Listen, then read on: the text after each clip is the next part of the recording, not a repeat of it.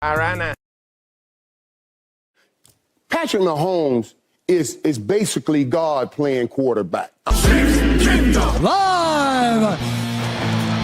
They want it. They want it. And when it's grim, be the Grim Reaper. And go get it. That's a different tier right there, baby. Yeah, we're not having a snowball fight.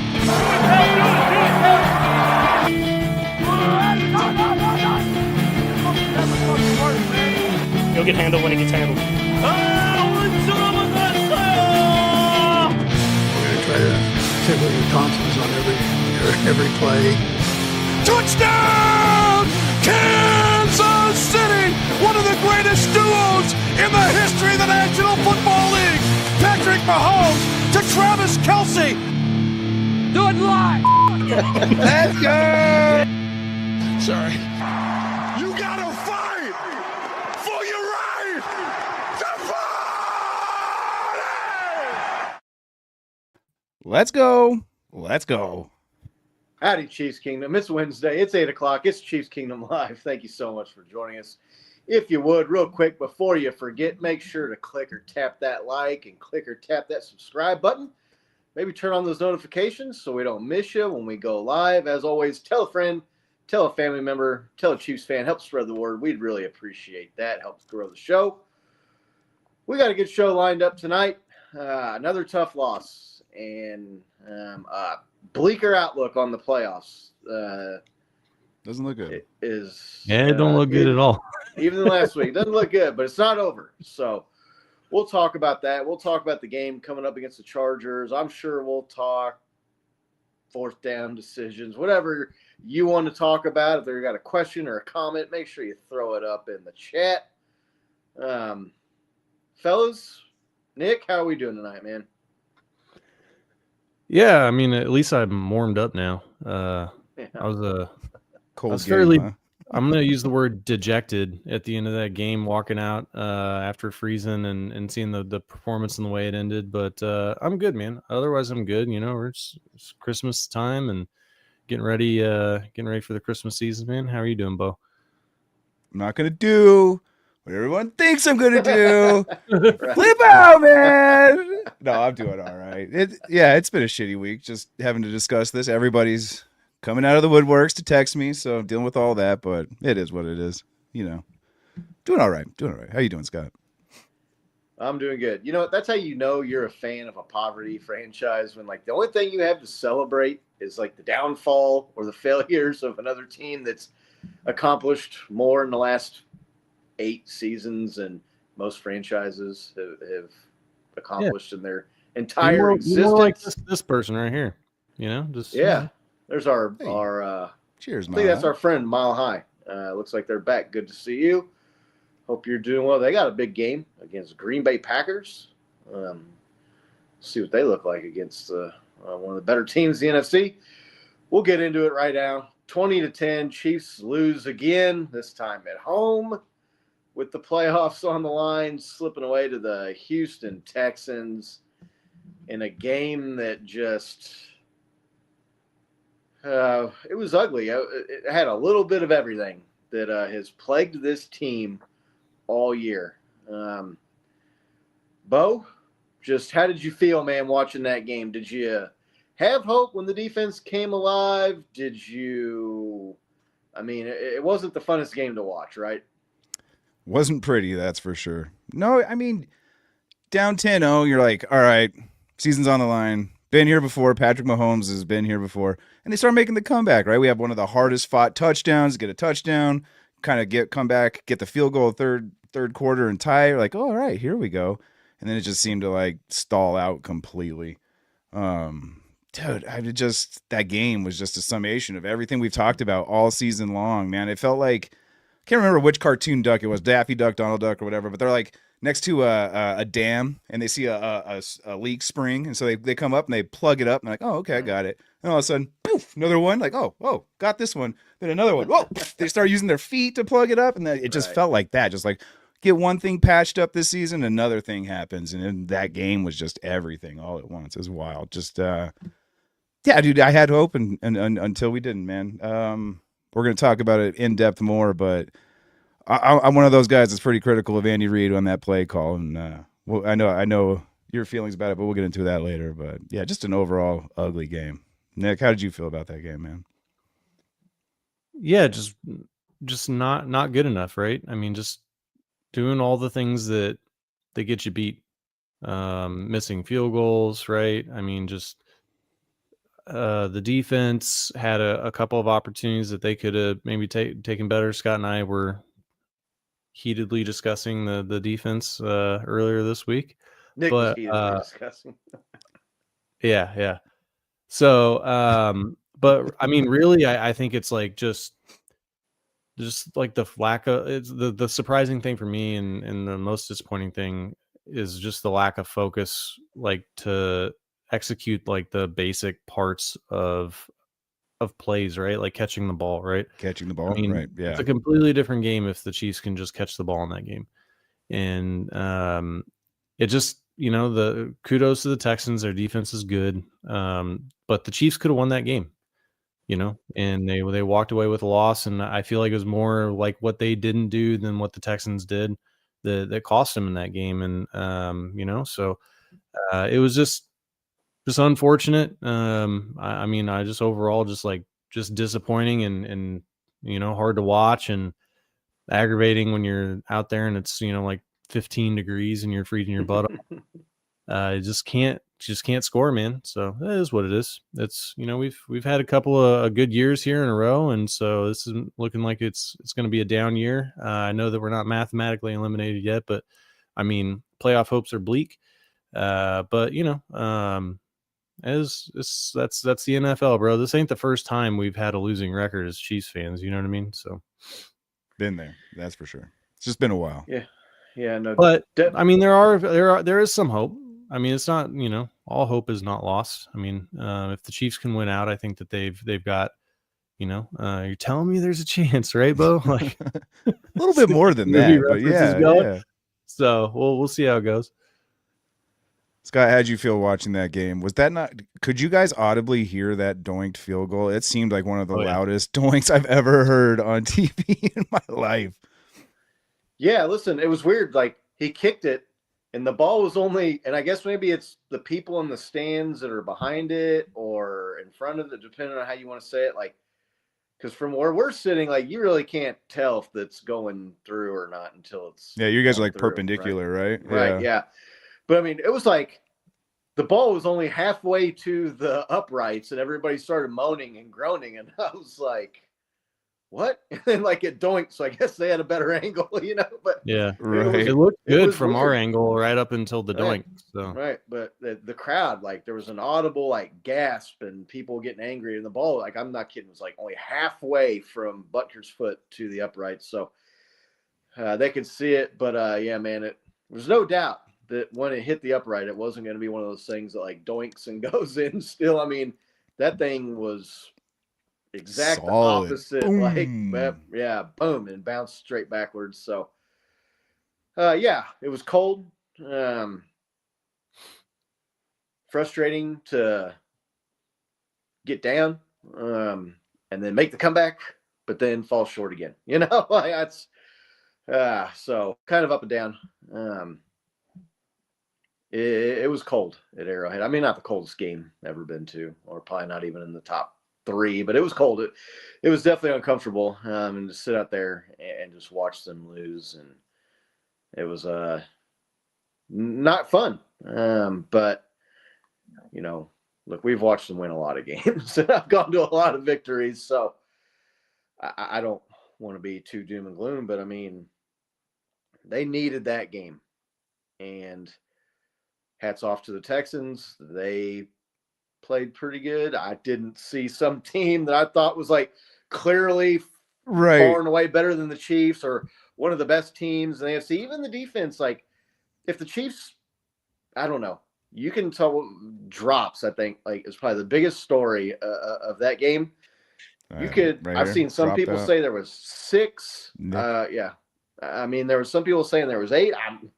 I counted probably 9 or 10 drops in that game, man. with the game on the season on the line the way it was, and you're playing against a good defense, Patrick scrambling around, eluding pressure, making plays, and just drop after drop after drop after drop, man. Nick, I mean, how does that happen in that situation with a team that is experienced, right? It's just you maybe the team, they won the Super Bowl a couple of years ago and led the league in drops, right? Famously, but if they could just catch half the balls that they dropped, I mean, they probably win. Yeah.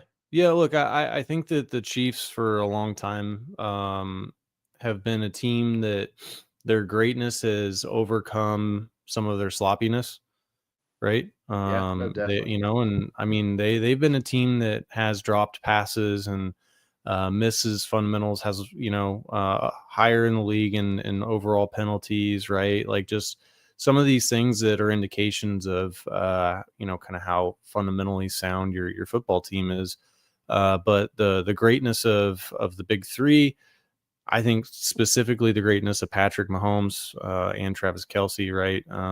But mostly Patrick, right? Have been able to lift this team above that and just will them to win. You're looking at a lot of games through over the last couple of years where like it's Patrick down the line running and making plays and figuring things out to win kind of towards the end. And I For the think most that part, we saw him doing that, right? Though, right? but what I think you're seeing is that it's just like, they played it like kind of on a razor wire last year, and as lucky as they were last year, they've been like unlucky on the other side this year, and and so those things are coming back to haunt them, right? The things that they weren't doing well, they're still not doing well, and now the things that they were doing well, they're not doing as great at, and it's just this is the result, man. It's a wild year. I mean, as crazy as 15-2 was last year, like, I mean, this is kind of the opposite result. It's very apropos, it's a bummer that we just didn't capitalize on the three-peat while we had that opportunity last year, so. H-Town, thanks for showing up, man. Appreciate you coming to the show. Texans own y'all. Can we talk about that next, please? It's a good game. You guys won. Own. I don't know that you guys necessarily did that. I think we ended their season last year, and they scored 12 points at Arrowhead. I think I was at that game. But that was the referees, Nick. Remember their coach and their players crying about it after the game. It's funny about that. I still feel like we ended their season though, so I don't know that own is right. What's funny about that is when the Chiefs win, it's because the referees and it's rigged. But when their team wins or somebody else's team wins, the Chiefs lose. It's not because of the refs, right? And the NFL is not rigged. So, appreciate you swinging by. Make sure to like and subscribe. Definitely won the game fair and square. No doubt about that. They did go up on us 24-0 one time in a playoff game, I guess. That too. Yeah, they did own us that first half, right? Yeah. First quarter and a half. Right. I was about to say right. The first 17 minutes or whatever it was. But, I don't know. The way their offense played. I don't think that team is going to be playing a Super Bowl. But, Bo, just how frustrating and maddening was that? Like, watching the game at home, like, and the drops. I mean, the announcers, right, had to be talking about it. I mean, it was clear as day, too, right? When you're watching on TV, the cameras are zoomed in. Like, when you're at the game sometimes, it's like, did he drop it or did he get knocked out or where did it hit? Right. There's a lot of. Yeah, I love when you guys text me from the game. You're like, so what? Hey, what are they saying about this play? What are they saying about this play? Like, he's quote this guy. Yeah. No, yeah, and then on TV, right? They live in slow-mo world, so you just watch our receivers get hit in the face mask over and over in the end zone, or like it just like Nick said, you just see the lack of focus in slow-mo, and you're just like, come on, guys, what's going on? It looked for like a couple plays where a couple of our guys just like gave up. I don't know. I'm not going to try to call out names, but yeah, watching it on TV is super frustrating. That game just seemed like everything that could go wrong went wrong. I was really impressed with the defense though, right? Like they just had that game under control, and we'll just get into it, right? The Texans offense in that second half just did absolutely nothing, right? We gifted them 10 a 10 possession points, on our own 30, right? But other than that, I mean, I think they had 8 or 9 drives or possessions where like the most they got is 3 points, and then the most yards they got was 16 on one drive, right? Other than that, it was 0 or negative yards. Yeah. Just lockdown defense that game, and so like again, going into everything that going wrong was like we'll get into this play because I wanted to talk about it. The fourth down call that it was a really gutsy call to go for on 4th and 1 in your own territory. The play was a good play call. I'll say that in the sense that had the players executed it, it would have picked up the 4th down. But like I'm just so frustrated with the play. I didn't like it from the get go. I was sitting there screaming at my TV like, no, don't go for it here. Don't go for it here. And it like made me think. I wanted to ask you guys, what is the purpose of a punt in the NFL? Field position, generally speaking. Generally speaking, right? Like you're in a bad position. They got you on 3 downs. It's like waving the white flag. You're to your turn, but way the fuck over there on that side of the field, right? It's the reason why it's in there. It's just like you got to take your medicine sometimes and punt it away. And it's just I felt like that coaching blunder mixed with the lack of focus was what like really doomed us in this game in particularly, man. And like it's just so frustrating because Nick's pointing out because Andy Reid's one of those big greats that we're talking about. He's not on the field, but usually he's not. He has a little bit more sense of like where he's at in the game and like what's going on, how much time's left, what's going on defensively, where you're at. Can your defense hold up if you do punt here? And it was just a wild blunder that you just normally don't see from Andy Reid typically. Yeah, you mentioned the defense. They played really good in the third quarter, most of the fourth quarter.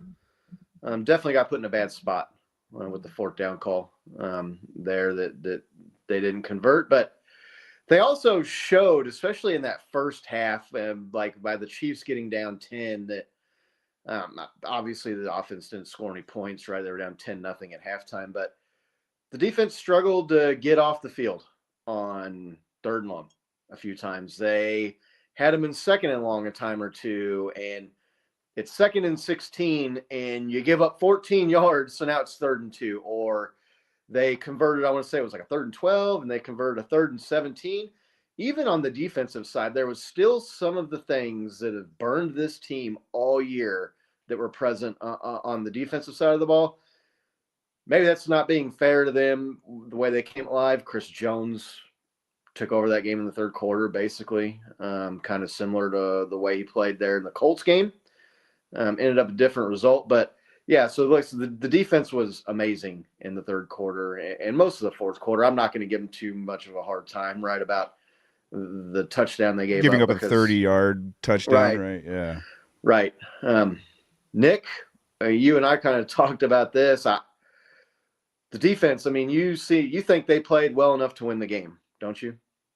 Yeah, I think it's pretty evident they played well enough to win the game. They got put in a bad position twice, and that's the only points that they gave up. But look, CJ Stroud was lost in that game. He was literally just totally panicked, running down his leg, throwing the ball up in the air, missing open receivers. Intentional grounding that for whatever reason they said he was outside of the pocket, but he was on the hash where they snapped the ball. But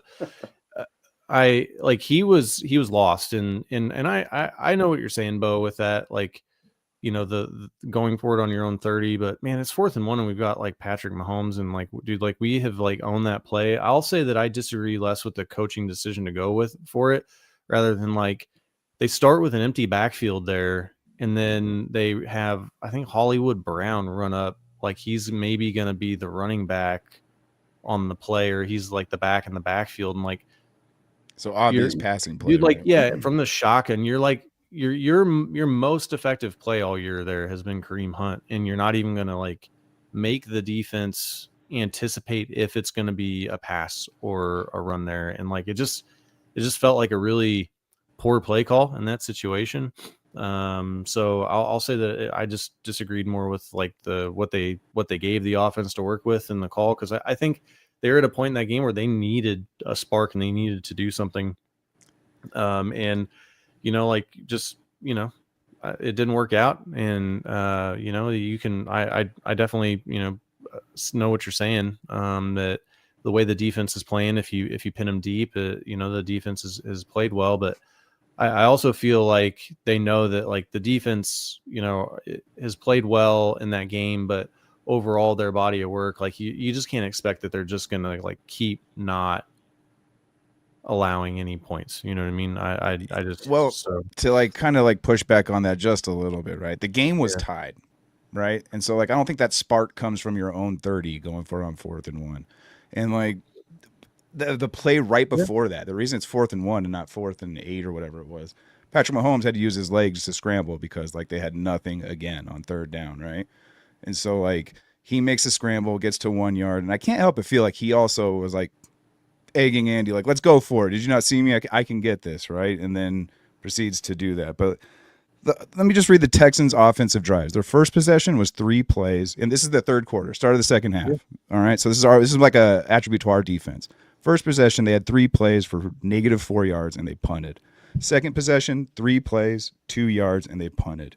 Third possession, 3 plays, 0 yards, and they punted. Fourth possession, 3 plays, 0 yards, and they punted.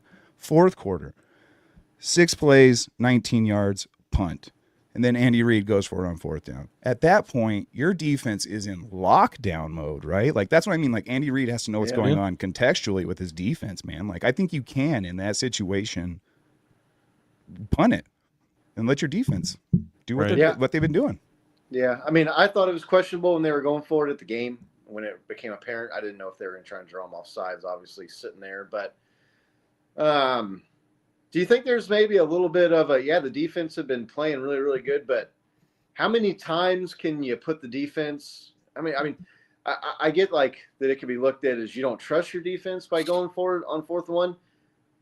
And maybe some of the thought process is how many times can we put it on the defense here in this second half to get the stop, right, and get us the ball back? I know there was a lot of time left, but I mean, perhaps Andy is thinking, we've put it on the defense the last 4 or 5 times in a row.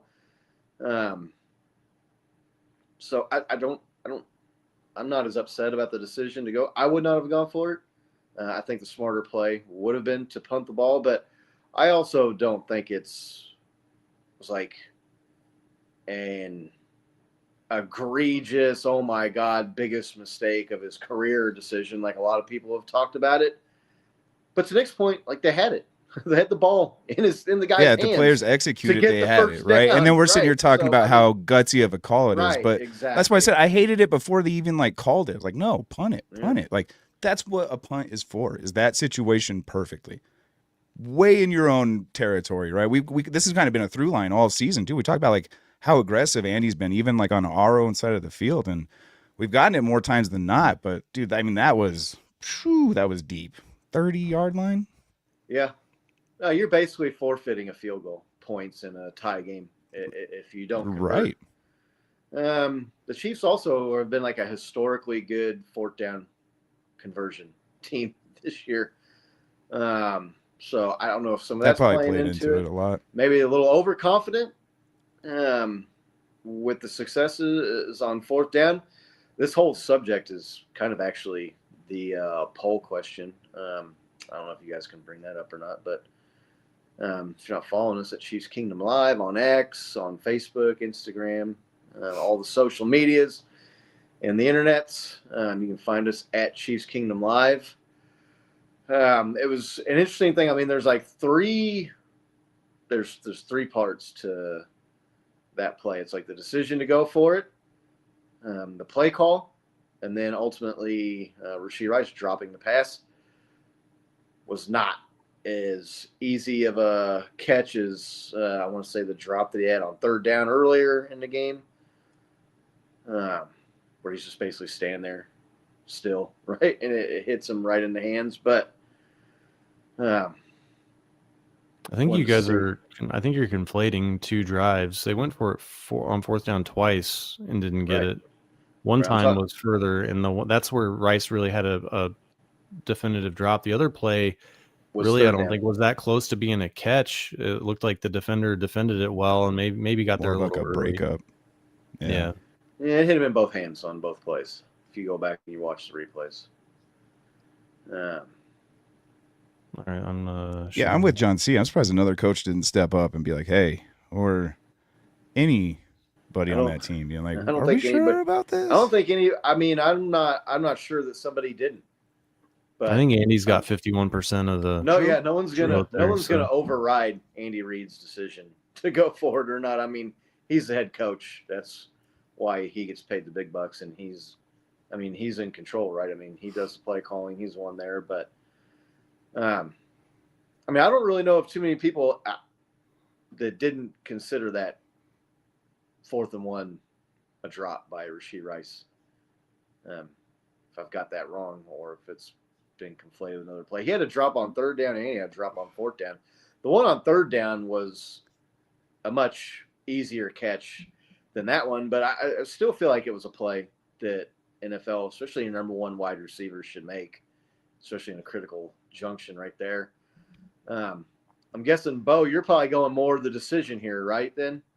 Yeah, I voted the play call. Is this your account, Nick? You voted the play call too? I voted play call. Yeah. Yeah, It sounds I mean, like I you're don't saying wanna- decision to actually just go for it, though, right? Yeah, the actual decision. Oh, yeah, I did. Yeah. Yeah, excuse me, I did the decision. Okay. Anyway.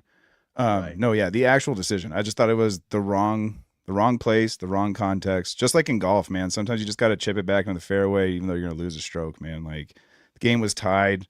I feel like there was too much to lose. Like you said, you just kind of forfeited points in that position. So it just felt like the complete wrong move right there. Yeah. It was a curious play call, certainly. to not even have Kareem Hunt on the field. Okay, you're in shotgun, but they run from shotgun. So if you had Kareem Hunt in the backfield with Patrick, Yeah, just like To it not just even, like, makes have it him on the more field simple at for the all. defense, right? Like, why would you make it easier for the defense to understand what you're doing there? I just Yeah. it was- it's like pretty obvious they're not going to run the ball if there's no running back in the backfield. So or you know, at the last minute you have emotion for Hollywood Brown to come up. I mean, they're not thinking he's going to be your running back. right, they kind of did that thing where he like goes in motion though, right, and he runs through. They had 3 or 4 receivers bunched up on the right side of the field. Mhm. It looked a lot like the play that they ran to Xavier Worthy. No. Last year in the championship game against the Bills to seal it, Samaje Perine, where like he kind of like runs across and then like runs through a group of receivers that are getting ready to head downfield. So Oh, right. I ultimately, I mean, again, I said that I would not have gone for it in that position. I probably would have punted it, but I can understand some thought processes there. I can understand being confident about your ability to get 4th down because you've been historically good at converting 4th downs. I can understand not wanting to continually put it on your defense. I don't, again, not that that would have been my thought process, but I could see that. I mean, I guess I could just see more of the defenses of Andy or going forward than most people. To me, I'm going to put it on the guy that dropped the pass, man, because ultimately, like, which is also fair, though. You can complain about the play call. You can complain about going for it, not going for it. Ultimately, man, like, it works. The players got to make the plays, right? The players got to make the plays. So, if you're not following us on social media, maybe go and check us out there, and you can vote in the polls. We usually do 1 or 2 each week there. Talking about like the drop and like the drop issue. Do you guys have a problem with, because look, Xavier, Rashee Rice, I don't think there's anybody arguing that he's the number 1 wide receiver on the team, right? 3 weeks ago in the Colts game, he made some nice plays there and helped us win the game ultimately, but he had a couple of drops in that game, one in the red zone that we ultimately kicked a field goal on that drive. Thursday, the Thanksgiving game the week before against the Cowboys, had a huge drop on a 3rd down on a drive late there at the end of the game that we could have gone down and taken the lead there with the touchdown. Andy Reid comes out, says, "Oh, it's not like him. He doesn't normally drop the ball." Then the next week, he comes Developing out quite the and has reputation. 2 more drops in key situations. I mean, Bo, is he just sticking up for his guy there? Is he ignoring an obvious problem?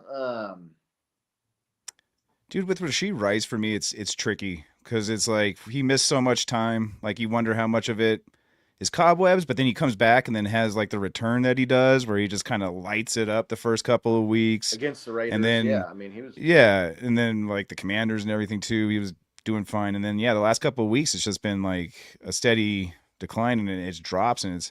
We've been here before with really good receivers, where like all of a sudden they just catch a case of the drops, almost like a golfer catching the yips or something. But we've seen it. I mean, like Tyreek Hill had that problem for 1 year, right? And then he gets traded away and doesn't seem to have that problem anywhere else or in Miami whatsoever until his knee got turned the other way around. But like, it's just one of those things. I just think players, they just get it. And I don't know how long it lasts. It could last the rest of his career. It could be like a thing, or it could just be a couple games. Like, I don't know.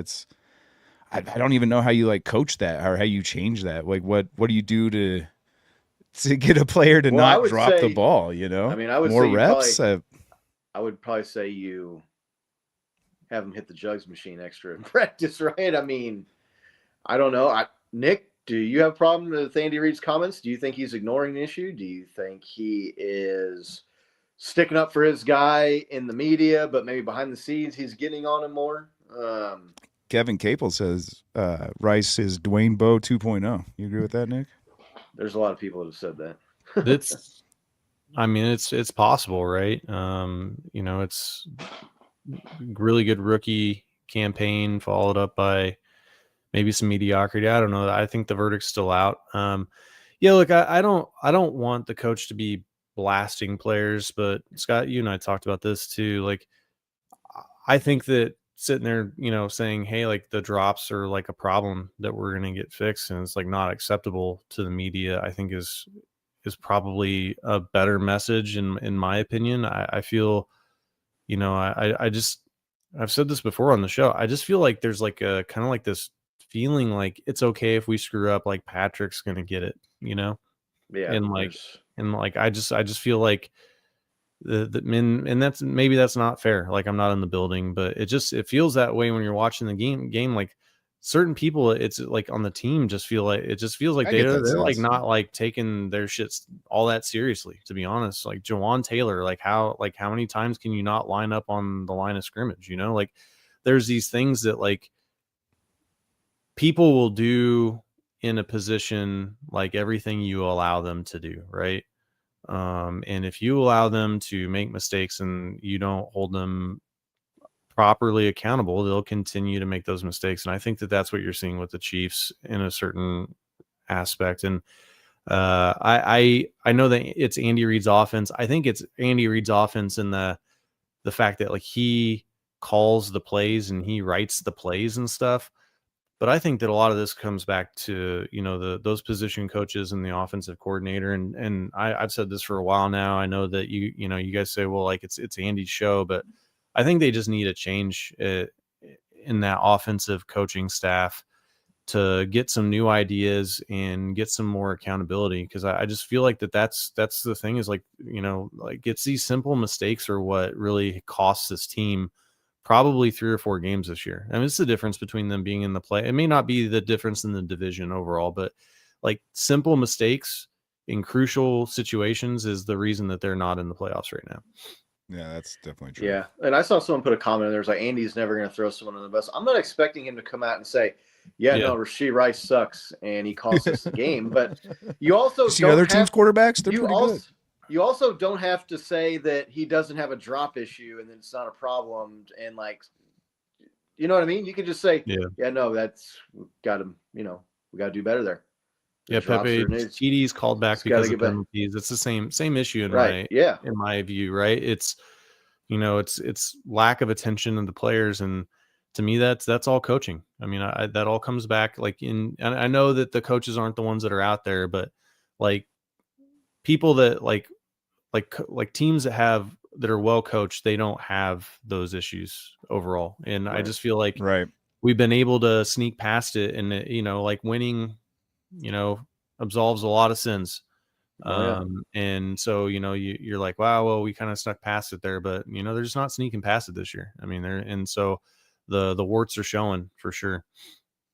Pepe Atreides, I like that name. Yeah. Not only like touchdowns called back, but how many opportunities just for field goals like get kicked out of like field goal range because of oh yeah, as Nick said, like, you know, somebody's lined up wrong or an illegal motion, just procedural shit that just comes down to focus and discipline is wild to see this year. Right. I mean, we've talked about the Chiefs and you know, they defer every time they win the coin toss to get to the take the ball in the second half because they want to get the back-to-back possessions, right, and try to get the back-to-back scores.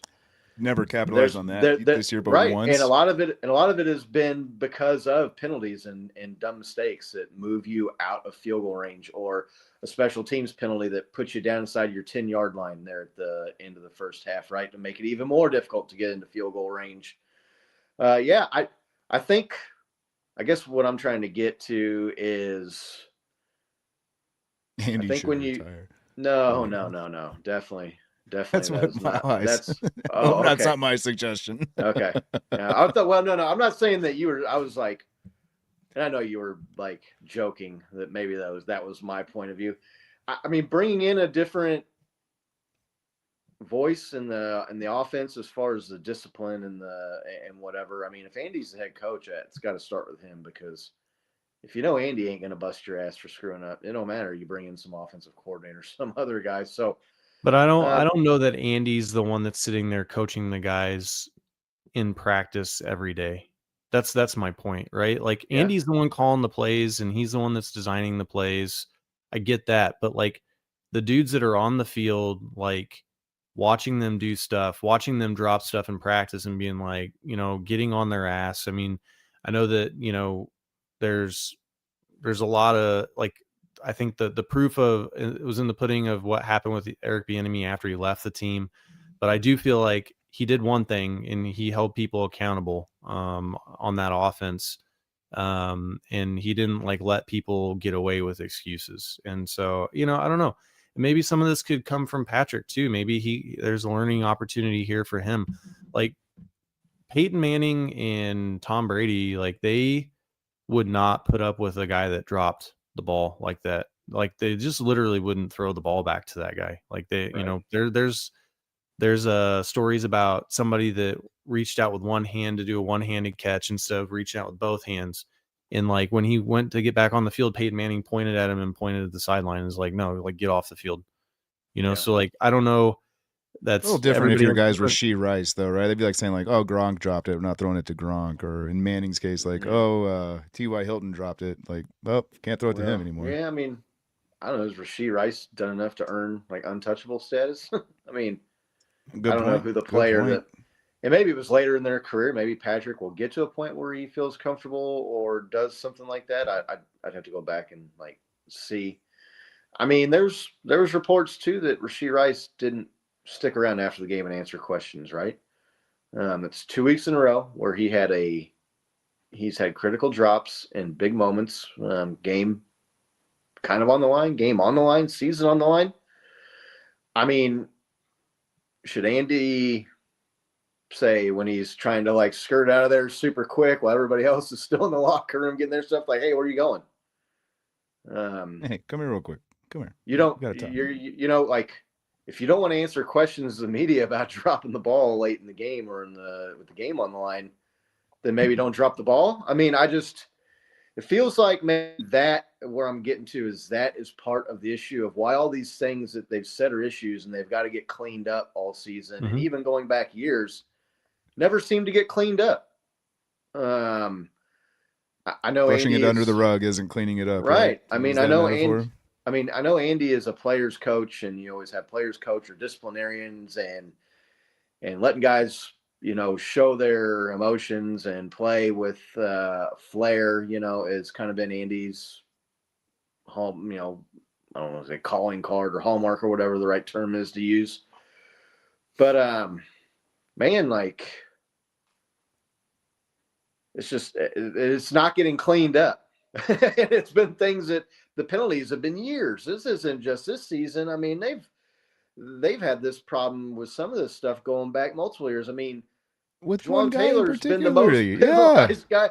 I mean, do you guys think that has something to do? Maybe he's not hard enough on the guys for messing up. Maybe that's part of the reason things don't get cleaned up when he keeps saying that they need to. I mean, maybe he needs to not defend the guy, right? I'm not saying trash him, but maybe not defend him after the game. Maybe don't let him jet out of there after the game's over. Maybe sit there and answer questions and feel the heat a little bit. Or From just the say media. nothing. And when they ask him about Rashee Rice's drops, you're like, well, he's going to be on the podium later. You can talk to him about it.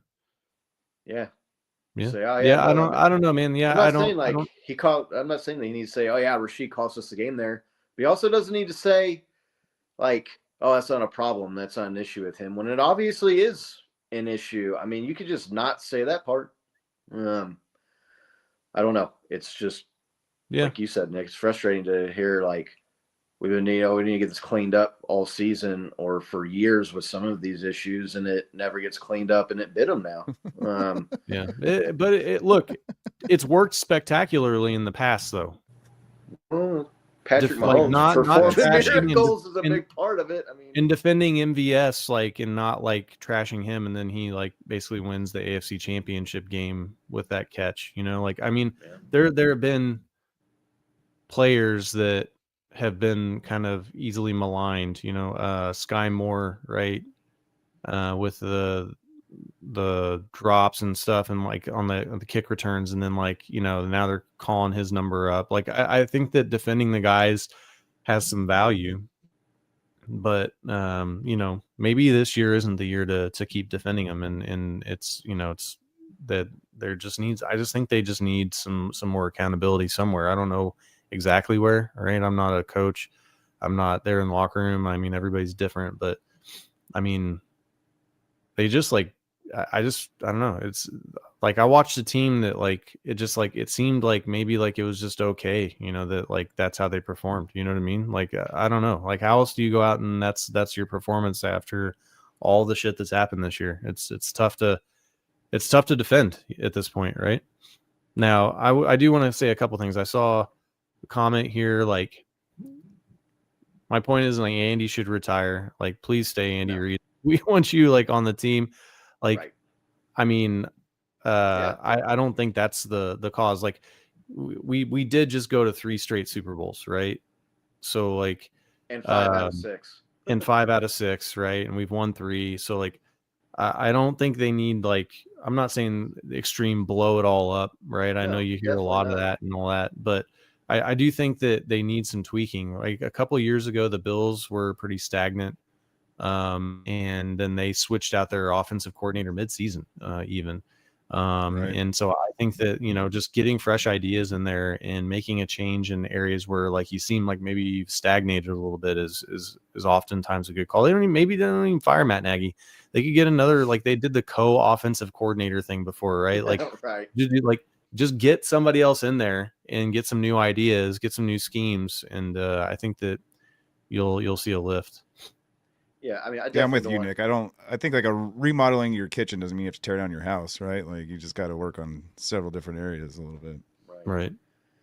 Yeah. And again, I'm definitely not like in the camp, like fire Andy Reid. We put a post out that got a lot of attention after the game on X. To me, it was insane to see people calling Travis Kelce like a bum. And go enjoy your retirement. And Andy Reid needs to be fired. And it's those are what we call bandwagon fans. It's about time Chris Jones showed up in a game. Like, excuse me, listen, man. You can be critical of guys' plays, right? You can be critical of a guy dropping a pass. You can be upset about a loss or a season. Be frustrated with the season, how we want, but to like attack the guys like that are all-time greats that have brought this team to a dynasty, to me was just like uncalled for, honestly. There's a difference. Go root for the Raiders if that's your opinion, right? Right. I mean, there's a difference between what we're doing and being critical of guys dropping passes or missing kicks, or being critical of maybe how the coach is handling some of these issues to get them fixed and they're not getting fixed. There's a difference between that and just being straight up like disrespectful and hateful towards some of these guys, man. So, I definitely don't want anybody watching this to come off as like we think that Andy Reid should retire or doesn't have it anymore or needs to be fired. I think Travis Kelce's still got it. Would love for Travis to come back next year. Listen, man, the guy's second in the league in catches and yards by a tight end. He's got the most 20-plus yard plays by a tight end this season. He's had some really bad luck on his miscues, right? A couple of his drops just bounced right to a defender that, then just somehow was able to run 98 freaking yards down the field like it's from their own goal line. He was very critical of himself and hard on himself in the New Heights show today. And I wouldn't expect anything different from Travis Kelce than that. I guess it was a joke. My bad, Ma. I thought you were saying to retire. Yeah. I was like, you're talking to 3 dejected fans right now, Mile High. We're in a bad place. Yeah, no, and I'm not even. But like literally, that was like what people were saying on the radio driving home from the game here in Kansas City. Yeah, dude, the internet was on fire with that. Right. Yeah. No. So you can be critical, and we're not telling anybody else how to fan. But yeah, man, I just don't see how you call yourself a Chiefs fan if you're online after the game saying just go enjoy your retirement, Travis. Like, bro, like calm down a little bit. Go look around the league and see what other tight ends are available. Right. The guy basically, orchestrated that 13-second drive. So, right. Yeah. No. Absolutely. I mean, let's remember what they've done, right, for the city, for the team. Definitely. Yeah, dude. People are definitely prisoners of the moment if they think he's washed or that one play should make him retire, man. Like, right. No, I think solid. I think there are a lot of online personalities that have kind of made their bones off of the Chiefs being like a really successful team and being like really shitty to other fan bases. And I think that a lot of those people now are kind of reaping some of what they've sowed there, and that the shoes on the other foot. And so now they're lashing out maybe at the wrong people because they're getting the brunt of the internet. So yeah. Chiefs have a game against the Chargers at home, noon Sunday at Arrowhead Stadium. Playoff chances are hovering. I don't know. Listen, man, skipping off the ground. No, I'm saying they're hovering around that like 13 to 17, 18%, right around 15% chance right now for the Chiefs to make the playoffs.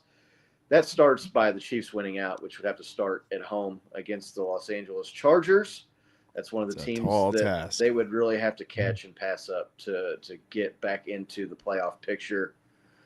Nick, confidence level playing the Chargers at Arrowhead, man. They have obviously a better record than the Chiefs. They've won games this year. Mm-hmm. They beat the Philadelphia Eagles, but that was an ugly game highlighted by overtime. Like one of the worst plays in the history of football by Jalen Hurts, where I think I saw he became the first person to throw an interception and have a fumble on the same play. Was that the 3 turnover play? Yeah, that was where he threw it and it got intercepted, but then they knocked it out and he picked it up, and then someone knocked it out of his hands from behind after that. So then he had a fumble on the same deal. Chargers, they don't strike me as some sort of juggernaut. Do you, Nick? I mean, is this a winnable game? No, I mean they scored 6 points in a loss this year, right? Not like a long time ago. Justin Herbert, I think, broke his hand and had surgery on it, so he's not 100%. Look, I don't confident probably isn't a word you're gonna hear me say for games here right now. Right. I don't feel awful about this game, right? I still feel like I still feel like the Chiefs can go out and they can beat any team in the league if they play well. The problem is they just haven't played well. So they actually cleaned it up. If they cleaned it up, man, if they just clean plug up all those holes in the dam. Yeah. So I look, I think that, I feel like we can beat this team. I feel like their defense isn't as good as the one that we just faced. And, I feel like their offense is probably pretty close to what we just faced. And we really kind of held them to 10 points until the defense got the ball turned over on their side of the field a couple times. So we just got to, focus on ball security. and not dropping the ball, and I think we'll be okay. Bo, I won't say confidence level then going to how do you feel about the Chiefs' chances in this game? Then? I like the fact it's at home, right? I hate the fact it's a division game. Hate the fact it's against the Chargers. The Texans game. Right. Yeah, I hear you. Right. Like nothing's like a given anymore. It's like, yes, the confidence level's not there. When you look at our playoff chances, we have to win out, and it's just like 3 out of those 4 games are against division opponents. Luckily, most of the games are at home, but it's just like, or the tougher games are at home.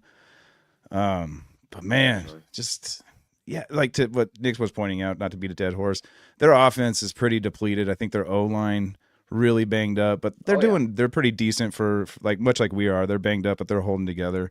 Herbert, suffering. It's his non-throwing hand, but it's definitely affecting his accuracy. So I really like that. If we can get another performance out of Chris Jones like we just had, I think that'll go miles in this game. But that's also just been hit or miss, right? There's just like the lack of consistency is just what doesn't have any confidence. Is why I don't have any confidence going into this game, really. I'm with Nick. I think we can win if we're firing on all cylinders and we don't make stupid mistakes and our offense can actually score points.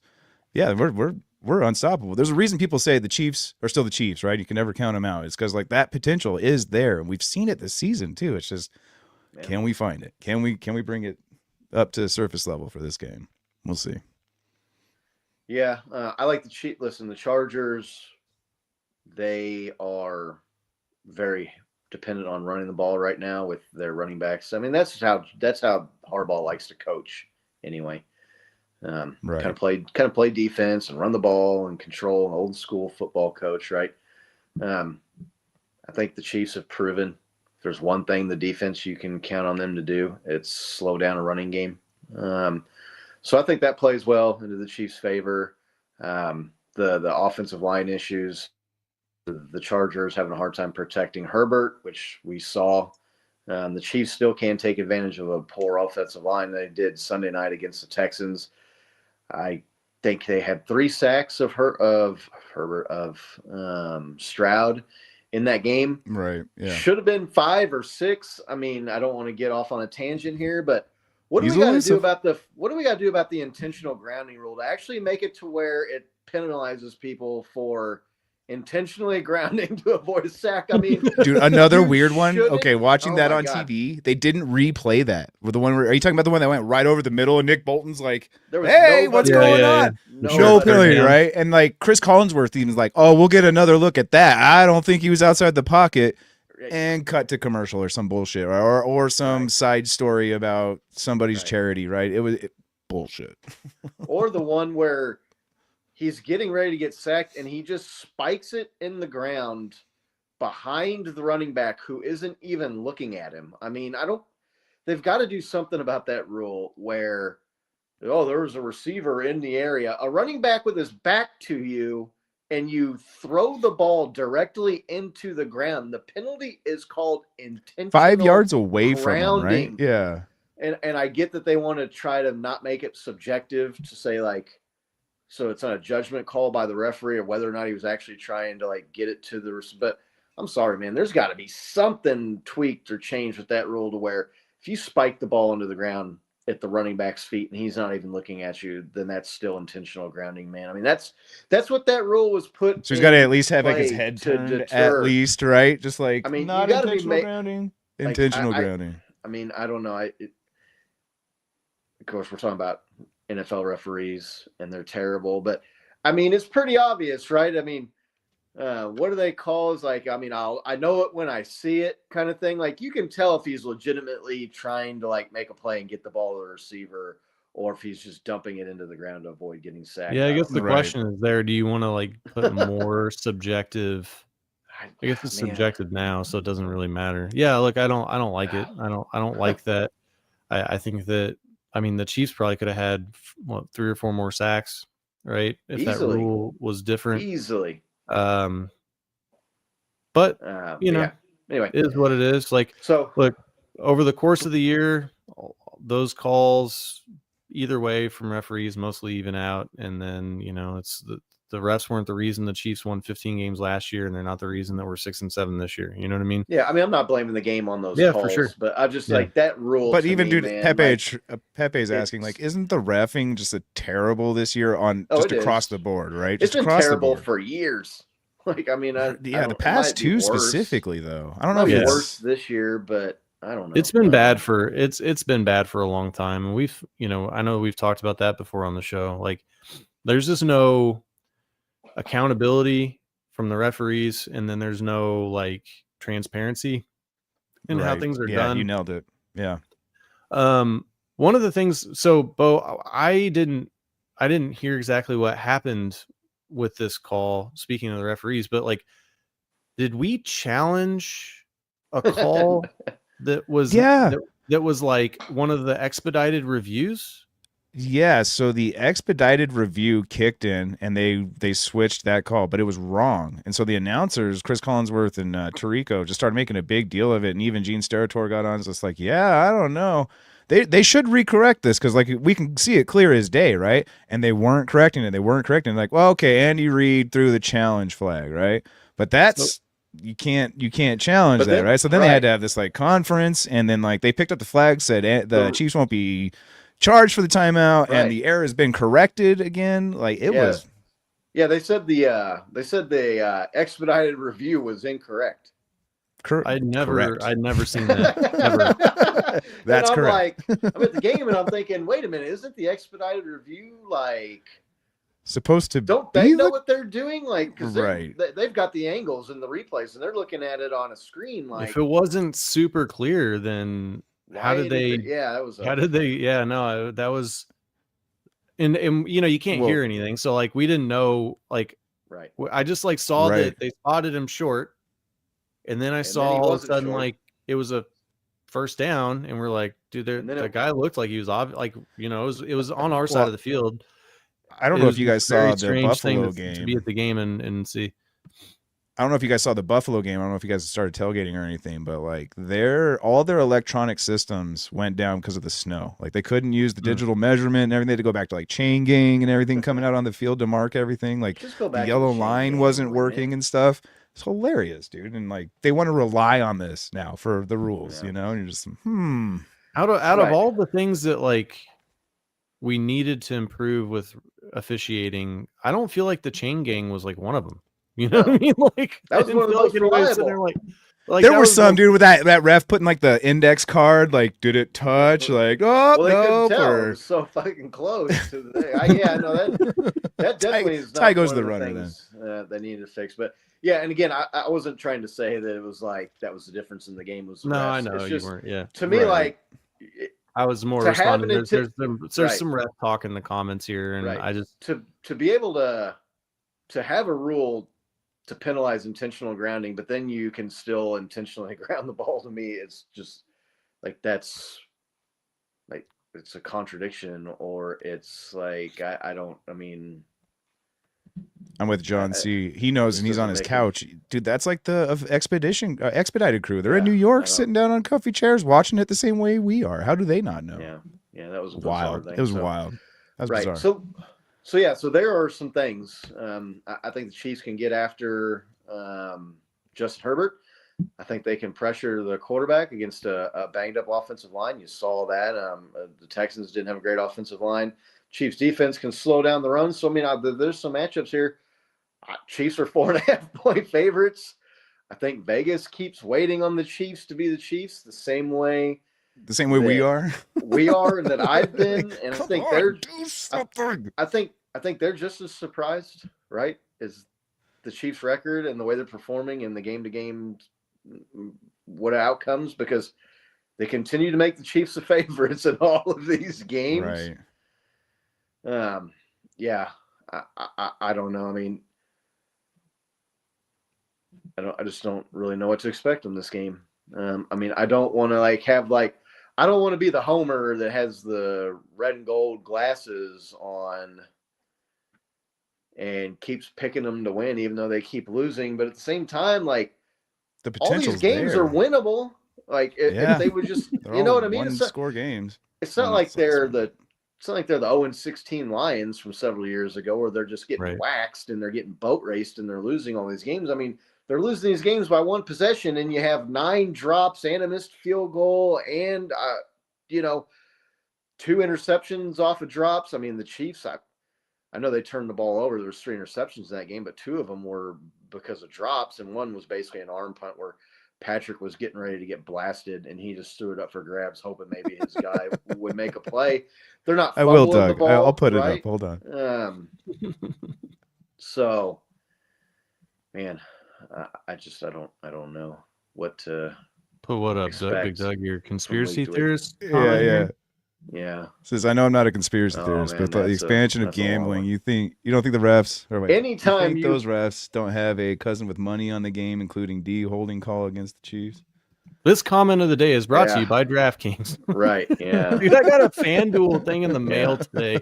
I've never Right. gambled on any of the apps like ever. Oh, no. And Right, it was like addressed to me as like, hey, here, get right, free I'm trying to get free $5. money on my FanDuel, so I'm sending you guys right. I wonder what invites. Hey, Yeah, sign I mean, up. We'll go get for it. free Like, I $5. got a coupon here if you want it. I wonder what my promo code. I'll get $10. right. I wonder what Kalshi's odds are that the games are fixed by the referees being in the Mafia's pocket or something. That's another one of those things you see all over. Like these playoff percentages, man, like Chiefs have a 15% chance of making the playoffs. And I'm like, where in the fuck are they coming up with these numbers, man? Like, I don't. How is multiple they- teams losing multiple like, games they- a 15% chance? Right. Well, not only that, but how is that number calculated? Jesse Newell put something out from The Athletic, right? He's with The Athletic, Jesse Newell, I think. He's the one that took over for Nate Taylor. And it says, well, they I'm not simulate the game 10,000 times in the rest of the In season Madden? or whatever. They So, I don't know, simulate because listen, they would always used to base it off of teams that had a 6-7 record had gone on to make the playoffs 15% of the time before. But those calculations never took into account like the rosters of the current teams and the weather conditions. And just because a 6-7 team had only gone on to make the playoffs 10% of the time before, none of those teams had Patrick Mahomes or Andy Reid as their coach, right? So I Right. always thought those numbers were kind of fishy. I don't know where they come up with all of these. This team has this percent chance of making the playoffs, and if they win this game, the percentage chance goes up to this, and if they lose, it goes down to this. I mean, I don't know if that's like junk math, like statistics. I'm not really 100% sure, but I mean, I don't know. We can do score predictions and then talk about how good we feel about the outcomes needed. For the Chiefs to make the playoffs. I mean, I'll go first because I usually end up going last on this. I'm gonna pick the Chiefs to win this game 21-17, man. I don't think they cover. I keep expecting the Chiefs to be the Chiefs, right? And Patrick Mahomes and them has shown 8 years sample size to where they can overcome the mistakes and win the game. So maybe that makes me a homer. Maybe that makes me delusional. I don't know. If you got a score prediction, throw it up in the chat here. Yeah, I'm gonna go Chiefs 17, Chargers 13. 17-13. Guys are going low scoring games, huh? Yeah, the Chargers defense is pretty good, and the Chargers offense is banged up, and Justin Herbert's hurt. And Their offensive line is hurt. So is decimated. So I think you see another rock fight, kind of like you saw against the Houston Texans. it's been a minute, Scott, but did you see that one of the people you triggered with your tweet and comment? All right. That was probably not still watching. Appreciate you swinging by. Make sure to like and subscribe. Appreciate everybody swinging by. Yeah, listen, Shotzi, man, like good to see you. Big Thanks Doug. for the engagement. Thanks for the engagement. Well, first of all, there's multiple angles that show the crown of that dude's helmet hits Rashee Rice right in the face mask. I don't know, and to me, I thought it was wild too that the Houston Texans team account was like bragging about that hit when it's question as to whether or not it was a helmet-to-helmet hit, and there's this emphasis on player safety. I mean, when you watch the replays and you see this and you see it slow down, the crown of the guy's helmet clearly hits Rashee Rice in the face mask, and his head turns like this before any other part of his body moves. I mean, if you can't see, maybe you need LASIK. I don't know, but That guy was wearing a Guardian cap, right? yeah. Isn't there some irony there? Yeah, like that's ironic. a helmet to helmet hit with a guy that's protecting his head. Right. All you gotta do is go to Mitchell Schwartz's account. He's got 2. Oh yeah. I I saw That's Good Sports like saying it was sad that an NFL player is putting that, but like, look, if you don't want it to be a rule, like I understand that, but like it's the rule. So like, and he was defenseless too. I mean, on top of that, not saying that was the outcome of the game, not saying that the Chiefs lost. Felt like a because they defenseless missed that receiver call. play, right? Yeah, that's what I was bringing up. Unlike the Texans organization last year in the playoffs, we are not blaming the outcome of the game on the referees. We were just pointing out that it was a questionable call, and that when you watch the replays, he hit the guy with the crown of his helmet in the face mask, and another NFL team was like bragging about it as a highlight. yeah, I don't think you see that play happen 100 times in the NFL without like 90 to 95 of those getting flags. Right. I mean, I've watched a lot of football, right? Like, just objectively, like when you see that, the guy defenseless getting hit, they say head and neck too. So like, if it's anywhere in here, like even, like they typically throw the flag. I was surprised it didn't, get thrown. I mean, like I was just surprised the Houston Texans team account was like, yeah, for sure about it. That's all. That's what I thought was funny, but drove a lot of engagement. I really appreciate it. And a bunch of people who don't care about the Chiefs and can't stand the Chiefs sure couldn't help themselves from weighing in on it. Rent free. Commenting. Rent free. And like Texans fans, like get it to where we can monetize the account, dog. Right. Even keep them coming. Sure. Even if like you want to complain about Chiefs fans complaining about referees, the Texans coach and players after the playoff game last year were literally blaming the loss on the referees, man. Like, so the Chiefs, good point. Kingdom Live, were crying online, but your coach and your running back and your lineman weren't crying after the game. I mean, just the hypocrisy in that alone is hilarious. But I was loving the comments and people getting triggered on that. It made my afternoon, man. Bo, you got a score prediction? Yeah, I'm gonna go a little bit higher scoring. Pick them to lose. No, because like I'm with you guys. I feel like this team, if we could just get it together, it's fine. Just do it. Like, I feel like we do keys to the kingdom, and like, hey, if we can do this and this, everything will work out. And then we do that, but then, like I said, another leak just springs somewhere else that we're not anticipating, right? So if all things remain the same, and we can get the offense just to score points, this game's ours, right? It's ours to lose. We haven't precipice 24 points in like 4 games, so I'm going to say 24-20. I'm going to say they barely cover, but that 4 points. Going 4-point victory, same as I was. Me too. To get your score prediction, throw it up in the chat. Okay, so we're talking about the 15% chance Chiefs making the playoffs. I mean, realistically, I'm out. I wouldn't make that bet. Listen, the Colts have to go 2-2. This is all assuming the Chiefs win out, which is probably the most unlikely. Maybe it's the most unlikely part. I don't know. You could weigh in on that, I guess, if you wanted to think about it. But the Colts go 2-2. Look, they're working out Phillip Rivers, so I think it's pretty safe to say they're probably going to go worse than 2-2 down the stretch. Yeah, I had a comment from Mile High asking, what are our thoughts on Phillip Rivers returning? My initial thought was, don't like, do it, if Phillip. there is a God, please let them beat Josh Allen in the playoffs.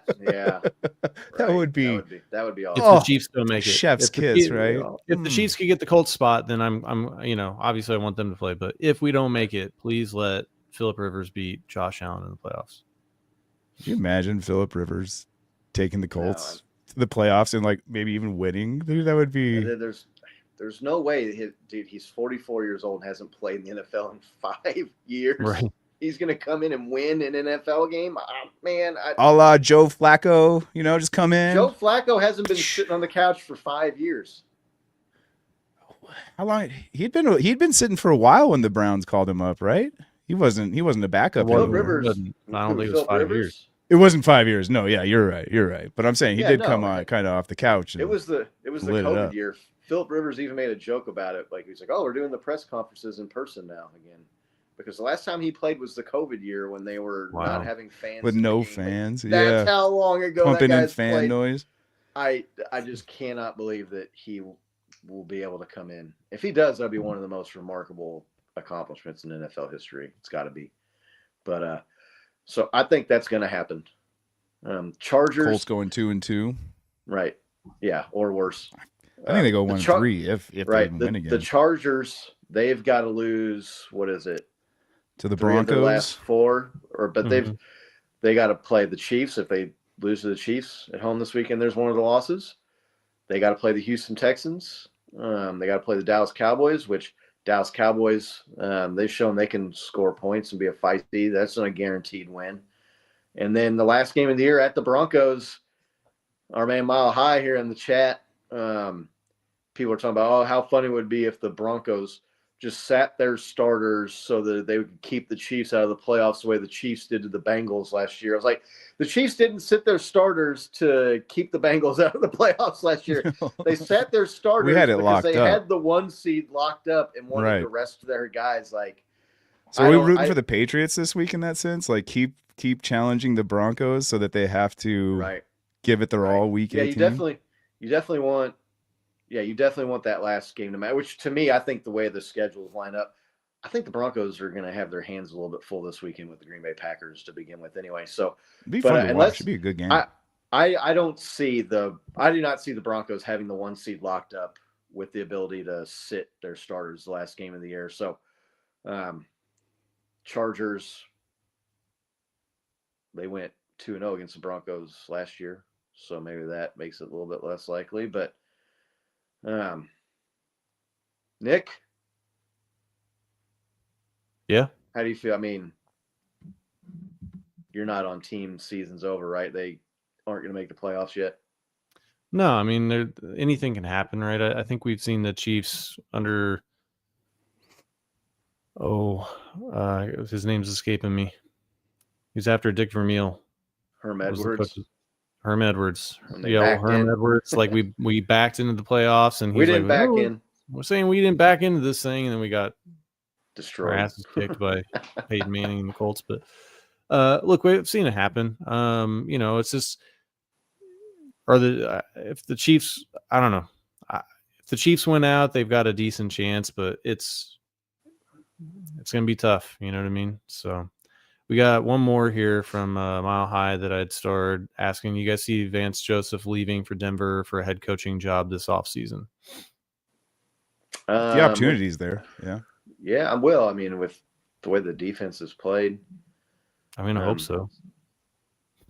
Right, yeah, for our sake. Yeah, Get him out of the AFC West. He's had, head coach already before, didn't go good. I don't know that he might get a second chance. It's possible. I would probably say no. I would think that he'll probably be back, but I think that would depend on the outcome of this season, right? It'd be I think it depends on the teams that are looking for coaches, who fires their coach at the end of the year or not. Haven't seen a whole lot of in-season fire-ins this year. Just the Giants, right? Or the Titans, they fired their coach, I think. But yeah, I would say he'll probably be back with the Broncos next year, would be my guess. But, yeah, I mean, I'm just trying to think about who would be like the other candidates. Yeah, it's tough to say. So, Josh McDaniels ain't going to get another shot, right? He's had 2 head coaching opportunities. Yeah, you never know, man. The Raiders. What about Mike McDaniels? Where's he going? The Dolphins won 5 straight games, man. That would be a game. He's rallied the troops. Down there in Miami, man. I don't know. They might keep him. They've won 5 straight games. They're 4 straight. They were 2-7, right? I saw people saying that I think so. they They're hope he 6 gets and 7 fired so now. that we could hire him as our offensive coordinator. Yeah. There's a lot of people saying, I don't know. like, what? I don't know. I don't. Andy's the offensive coordinator. Yeah, the head coach. But He's like, I well, get I it. don't know. I You get guys got vape does shops Nagy in do? Kansas City. What does Nagy do? Is he just a glorified quarterback coach? I mean, I think so. I think he's just Andy's sidekick, man. Like Andy's I think yes he- man, not saying we I think probably he- shouldn't go for it here, coach. He's like, no, I mean, that I sounds don't like a know. great idea. Yeah, I don't know. I don't think he I don't think he does the game plans. I don't think he makes the plays up. I don't think he does the play calls. I think he does the like day-to-day stuff to free up some time for Andy. That's kind of what I think the offensive coordinator does. And I understand Nick, the Bieniemy, and he would jump guys' ass, and he was red ass, and he was a disciplinarian, and maybe there was some value to that. But I mean, if he was the secret behind the Chiefs' success, why is he the running backs coach for the Bears right now?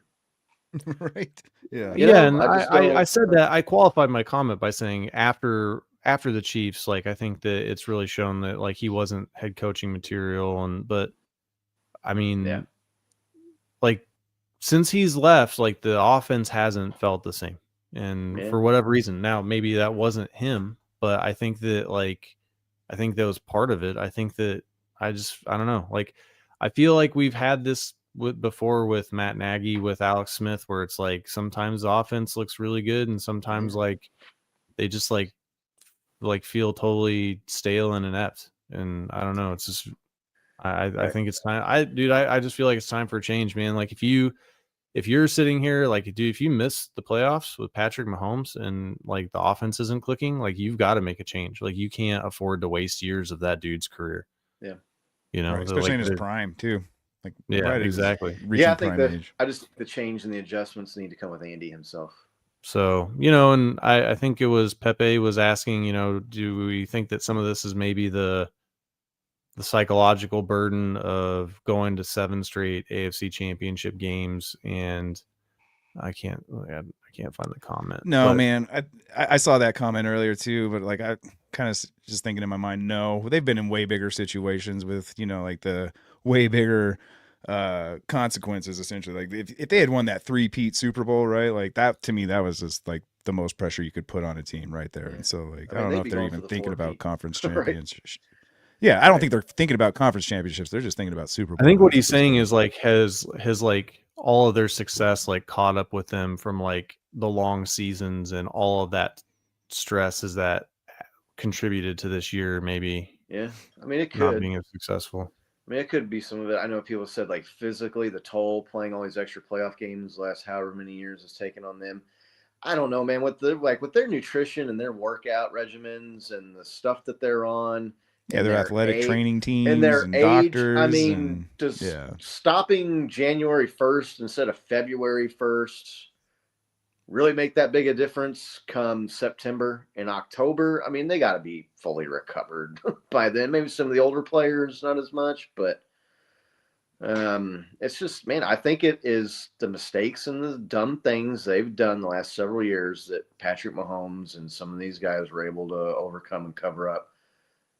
They just haven't been able to this year. I think that's what it really boils down to.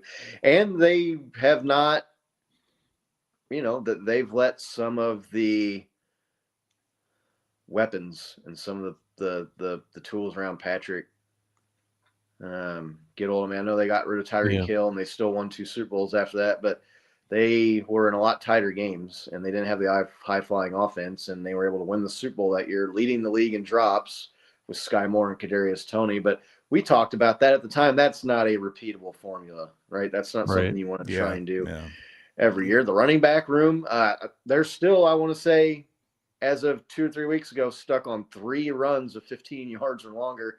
Not that they need Saquon Barkley, but, I mean, they went into this year with 2 7th-round running backs and a 30-year-old Kareem Hunt as a running back room, man. That's just I don't think they put enough weapons around Patrick. And they haven't cleaned up the mistakes, and it's cost them this year. When if it you hasn't look at in it, previous years, Yeah, if you look at it, I feel like the two biggest glaring weaknesses we have is our running back room, and then hate to say it, is our defensive line, right? Am I wrong? I don't think it's like receivers. I think you can almost draft any receiver, and Mahomes can kind of make them look good, or like like we're talking about, he can make up for or compensate for a lot of receivers. We've seen like rookies do well under Patrick Mahomes, right? But yeah, the offense. Like what I'm saying, good, the running back room and then the defensive line. Yeah, pressuring the quarterback's been a problem this year too. They have not gotten their money's worth out of George Karlaftis or Chris Jones, and some of these other guys just haven't performed. But yeah, I think that has more to do with the players and the or lack thereof on the roster than it does like the mental toll of playing in all these big games. I mean, that was their advantage up until this year. Everybody talked about that they'd played in big games and they, you know what I mean? Like Been there, done that, right? Yeah. Been there, done that before, and other teams hadn't, and they had that mental edge. So I don't know that now that that's a liability. I don't know. Good stuff though. Really enjoyed the show tonight. Everybody watching at home, we really, really appreciate you. Make sure you click like and subscribe. Yeah, everybody in the chat, thank you. Thank you for all your comments. Appreciate it. Yeah. Go follow us on social media. We're stirring even up the haters there. Even the haters, man. We love the haters. I didn't feel any hate from anybody tonight. Yeah, there was a couple Texans fans in there that were kind of salty and hating and trash talking. But I that was was happy. I even They're forgot just to bring happy. up the, I didn't feel the hate. 30-0 playoff game against the Texans. Oh yeah, you forgot about that one. Yeah, Houston sports. I mean, the Royals over the Astros in the postseason. Houston's got no room to talk on Kansas That was City a strange take, saying that at all, at all. So History really appreciate. indicates otherwise, sir. Yeah, really appreciate everybody watching. Hopefully the Chiefs can get a win and get that playoff chance percentage up into the 20s, maybe, with a win over the Los Angeles Chargers at Arrowhead on Sunday. We'll be back next Wednesday at 8 to talk about it. Thanks again. Really, really appreciate everybody watching. And until next week, let's go Chiefs. All right, let's go Chiefs. And Patriots.